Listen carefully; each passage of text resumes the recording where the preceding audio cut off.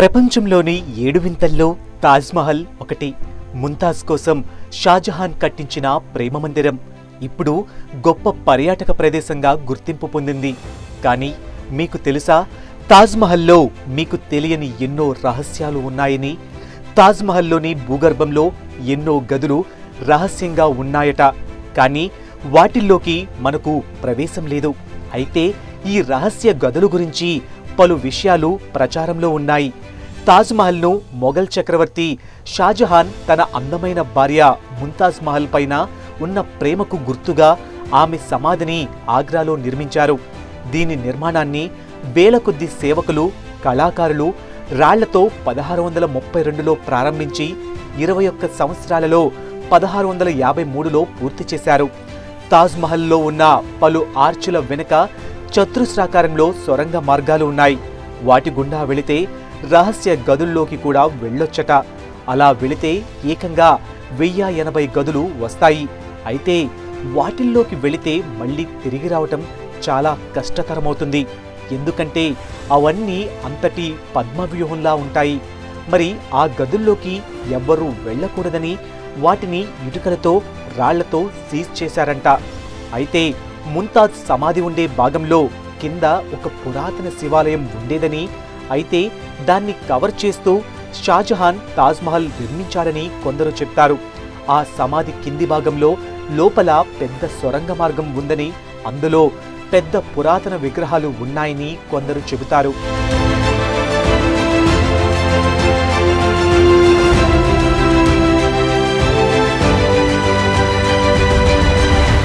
బ్యాంఫ్ spring hotel, ఇది కెనడాలో ఉంది.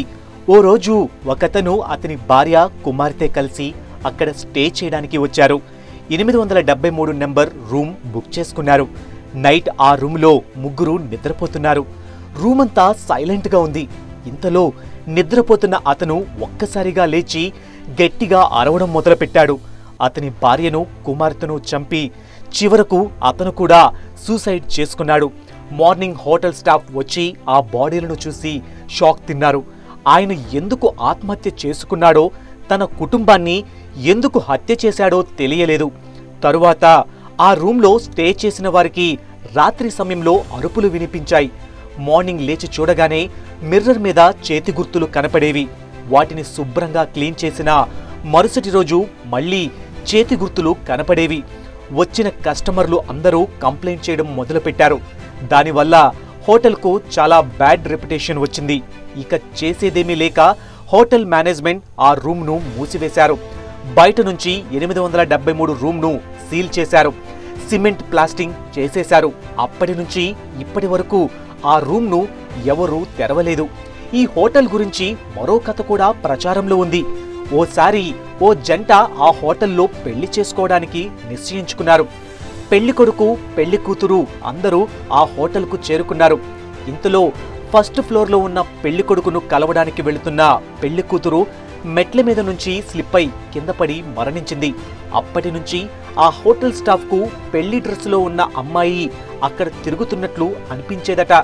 ఈ విధంగా ఆ హోటల్ను గోస్ట్ స్టోరీస్ వెంటాడుతున్నాయి.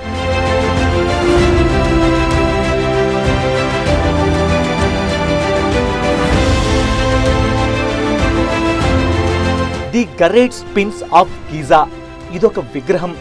దీన్ని ఓ కొండరాయి మీద చెక్కారు. కొండరాయి మీద చెక్కిన విగ్రహాలలో ప్రపంచంలో ఇదే అతిపెద్దది. ఈ విగ్రహాన్ని దాదాపు 4500 సంవత్సరాల క్రితం చెక్కారు. ఈ విగ్రహం స్పెషల్ ఏంటంటే, ఫేస్ ఏమో ఒక అమ్మాయిది, బాడీ ఏమో సింహానిది. ఇది పిరమిడ్స్ పక్కనే ఉంటుంది. నార్మల్గా ఎడారిలో ఏదైనా విగ్రహం ఉంటే చెడిపోతుంది. కానీ ఈ విగ్రహం చాలా సంవత్సరాలు ఇసుక లోపల ఉండడం వల్ల దీనికి ఏమీ కాలేదు. 17వ శతాబ్దంలో ఈ విగ్రహం యొక్క కాళ్ల క్రింద 2 గదులు ఆచూకీ దొరికింది. కానీ వాటిని ఎలా ఓపెన్ చేయాలో వాళ్లకు తెలియలేదు. అందువల్ల ఆ 2 గదులు అలానే మిగిలిపోయాయి. ఆ గదుల్లో మనిషి పుట్టుక గురించి, పిరమిడ్స్ నిర్మాణం గురించి డాక్యుమెంట్స్ ఉంటాయని కొంతమంది భావిస్తున్నారు.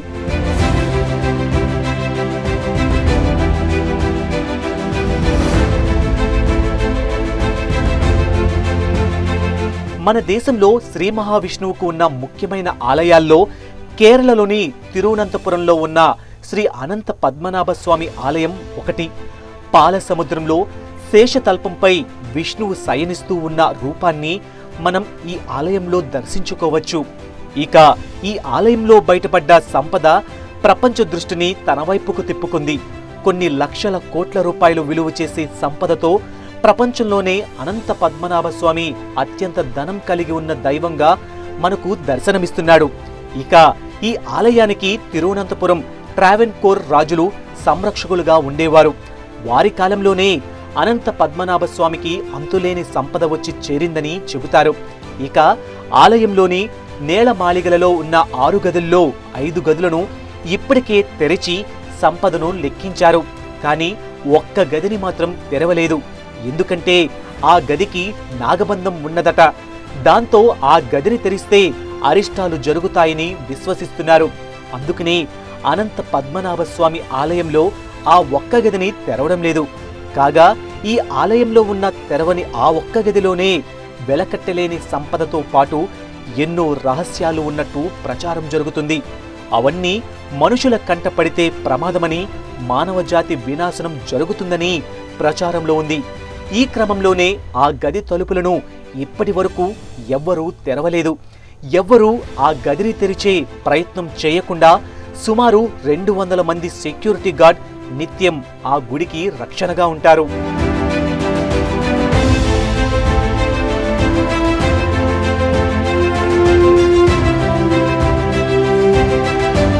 చైనీస్ ఎంపరర్ టామ్ 2000 సంవత్సరాల క్రితం చైనా రాజ్యమంతా ట్విన్ షీ హ్యాంగ్ అనే చక్రవర్తి పాలనలో ఉండేది. ఇతనికి జీవితం అంటే చాలా ఇష్టం. ఎప్పటికీ చనిపోకూడదనే ఆశ అతనిలో ఉండేది. అందుకే మనిషికి చావు అనేదే లేకుండా చేసే ఔషధం కోసం ప్రపంచం మొత్తం వెతికించాడు. కానీ అలాంటి ఔషధం ఏదీ అతనికి దొరకలేదు. అందుకని కనీసం చనిపోయిన తరువాతైనా ఇలానే ఓ రాజులా బ్రతకాలనుకున్నాడు. అందుకోసం తనకు 30 ఏళ్ల వయసు రాగానే తన సమాధిని నిర్మించడం ప్రారంభించాడు. అది నార్మల్ సమాధి కాదు. దాదాపు ఓ సిటీని కళాకారుల చేత చెక్కించాడు. ఆ సిటీలో తన సైన్యం యొక్క విగ్రహాలను, రాజభవనాలను, ప్రజలను, గుర్రాలను చెక్కించాడు. సిటీ నడి మధ్యలో తన విగ్రహం పెట్టించుకున్నాడు. ఈ సమాధి కాన్సెప్ట్ ఏంటంటే చక్రవర్తి తన రాజ్యాన్ని, ప్రజలను పాలిస్తున్నట్లు విగ్రహాల ద్వారా తెలియజేయాలని.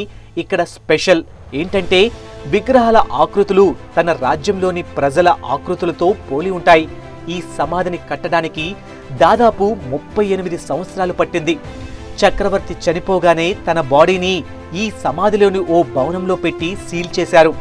పైన మొక్కలు నటించి ఒక కొండలా బయటకు కనబడేలా చేశారు. అప్పటి నుంచి ఆ సమాధి బయటకు కనబడకుండా అలానే ఓ కొండలా మిగిలిపోయింది. 1974లో కొంతమంది రైతులు ఆ ప్లేస్లో బావి తవ్వుతున్నప్పుడు ఒక విగ్రహం బయటపడింది. దాంతో మొత్తం ప్లేస్ను తవ్వడంతో అక్కడ విగ్రహాలన్నీ బయటపడ్డాయి. కేవలం కొంత ప్లేస్ మాత్రమే తవ్వగలిగారు. ఇంకా చాలా ప్లేస్ అలానే మిగిలి ఉంది. ఎంత ప్రయత్నించినా ఆ చక్రవర్తి సమాధిని తవ్వలేకపోవడంతో అందులో ఏముంటుందో ఎవరికీ తెలియదు. అది ఓపెన్ చేసిన వారు చనిపోతారని, అందులో చక్రవర్తి దాచుకున్న సంపద ఉంటుందని చెబుతూ ఉంటారు. కానీ ఆ చివరకు చక్రవర్తి సమాధి కూడా ఓ మిస్టరీగానే మిగిలిపోయింది.